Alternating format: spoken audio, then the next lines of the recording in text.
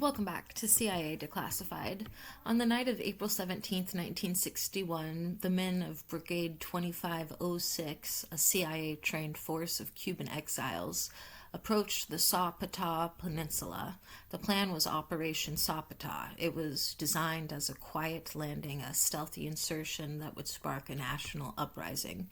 The unit's name, Brigade 2506, was a psychological tactic. The CIA began numbering the recruits at 2,500 to deceive Castro's intelligence into believing the force was 1,000 strong. The number 2506 was specifically chosen to honor Carlos Santana Rodriguez, the sixth recruit, who died during a training accident in the mountains of Guatemala. But the CIA's intelligence had failed on the most basic level. Their sand beaches were actually razor-sharp coral reefs. Their stealthy landing was spotted by a local militia lighthouse almost instantly, and the agency's belief that the Cuban people would join the fight proved to be a lethal delusion. The declassified tactical reports paint a picture of a mission that was doomed before the first man stepped into Playa Girón?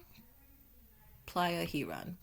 The agency's logistical logs reveal that the invasion force was equipped with outdated World War II-era equipment, including B-26 bombers that were painted with fake Cuban Air Force markings. However, the CIA failed to account for Castro's T-33 jets, fast modern trainers that were armed with machine guns. These trainers decimated the brigade's supply ships, sinking the Houston and the Rio Escondido, taking most of the ammunition and medical supplies to the bottom of the sea.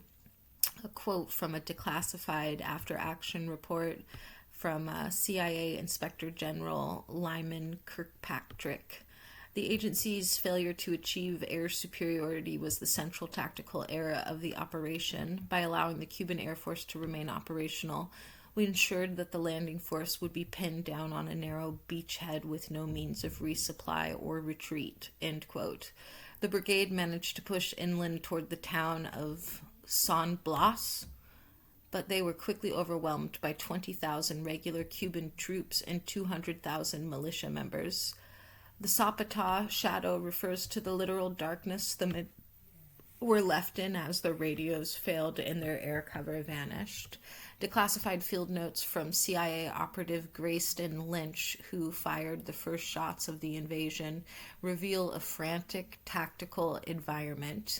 Lynch noted that the brigade's communication with the Blogger and Barbara J., the primary command ships, was nearly impossible due to the salt spray corroding the radio crystals. This technical oversight meant that while the men were being slaughtered on the beach, the commanders just miles offshore were operating in a near total information vacuum. A quote from Richard Bissell, CIA Director of Plans. We were operating under the constraints of plausible deniability, so restrictive that they strangled the operation's tactical requirements. We were trying to run a full-scale invasion like it was a small team extraction, end quote. The Air Umbrella Plan, which called for a 1-hour window of protection by U.S. Navy jets from the USS Essex, failed due to a fundamental time zone error. The B-26 bombers from Nicaragua arrived over the beachhead an hour before the Navy jets were scheduled to appear because the CIA and the Pentagon failed to synchronize their clocks to the same local time. This error resulted in the deaths of 4 American volunteer pilots from the Alabama Air National Guard. There is a recurring theory among historians regarding the third D-Day strike. Speculation suggests that a third wave of airstrikes was canceled not because of political cold feet, but because of a declassified report indicating that a Soviet submarine had been detected within the range of the Essex. Some theorists believe the redactions in the Navy logs hide the fact that the U.S. almost engaged the Soviets directly to protect the retreating brigade. The agency's own internal Taylor report later admitted that the tactical choice of the Zapata swamp was based on flawed geography. The agency believed the swamp would provide a natural defense against Castro's tanks, but declassified Cuban military records show that Castro's forces simply used the only 2 paved roads through the swamp as kill zones, trapping the brigade in the mud where they were picked off by heavy artillery. The inner circle speculation concerns the role of the special group. It's theorized that a small group within the CIA purposely sabotaged the quiet nature of the mission to force President Kennedy into a position where he would have no choice but to authorize a full-scale U.S. military intervention. The speculation suggests the failure was actually a failed gamble to start a larger war. Another quote from Arthur Schlesinger Jr. The CIA's Operation Zapata was a masterpiece of institutional overconfidence. They didn't just misread the beach, they misread the heart of the Cuban revolutionary spirit, end quote. In the official declassified record, there's a significant gap in the logs between 0600 and 1000 hours on April 19. These sections are heavily redacted. The heaviest redactions occur in the communication logs between the CIA's war room in Washington and the aircraft carriers sitting just off the coast. There is heavy speculation that these redactions cover a rogue order given by a CIA official to U.S. Navy pilots to engage Cuban targets, only for the order to be countermanded at the last second by the White House. The theory suggests the redactions hide a near miss with World War III. Further speculation suggests that the redactions hide the true extent of the stay-behind assets. The theory posits that several CIA officers were actually on the ground in Cuba during the invasion, acting as spotters. Speculation suggests that these officers were abandoned on the beach to avoid an international incident, and the redacted logs contained their final frantic transmissions before they were captured or killed.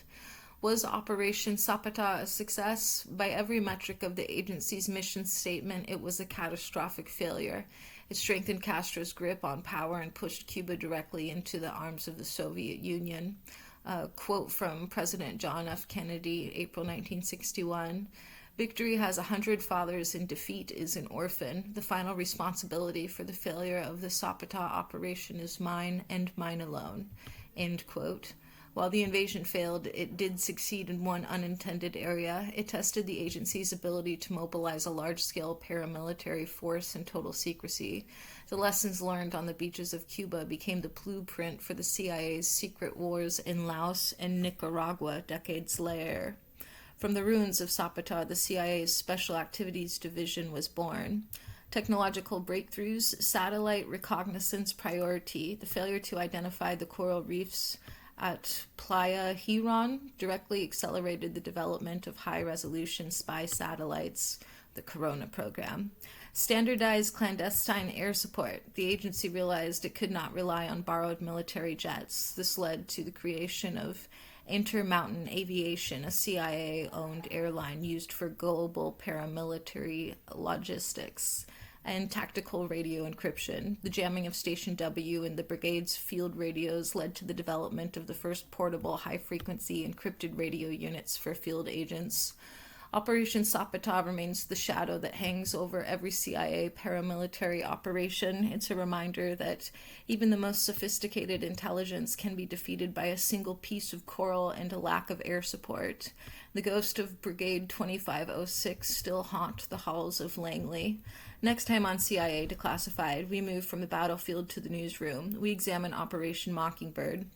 How much of what you read in the 1950s was written by the CIA? We'll look at the declassified logs of how the agency recruited the heads of major news organizations to shape public opinion.